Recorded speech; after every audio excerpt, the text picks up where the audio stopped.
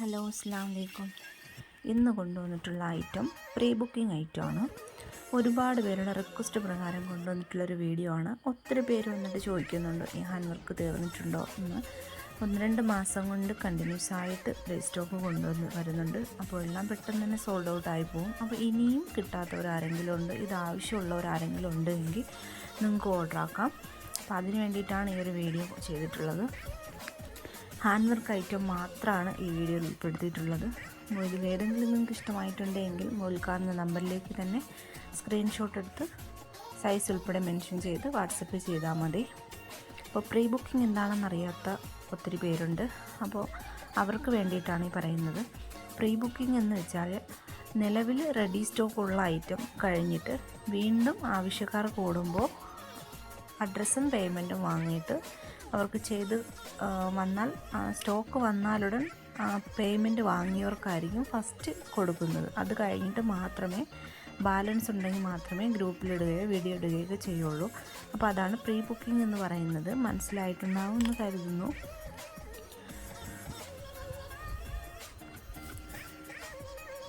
മൂന്ന് hand work item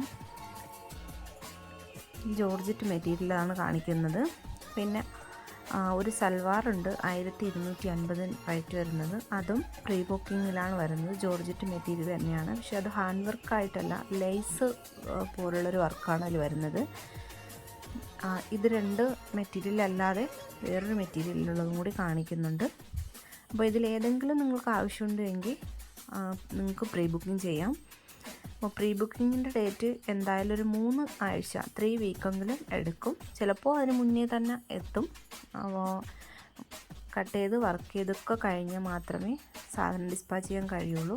അപ്പോൾ അർജൻറ്റായിട്ട് ഒരാഴ്ചയ്ക്കുള്ളിൽ കിട്ടുമോ ചോദിച്ചിട്ട് ആരും ഓർഡർ എടുക്കണ്ട. അപ്പോൾ അത്രയും ആ ഒരു ഗ്യാപ്പിൽ ഓക്കെ ആണെന്നുണ്ടെങ്കിൽ മാത്രം നിങ്ങൾക്ക് ബുക്കിംഗ് ആക്കാം.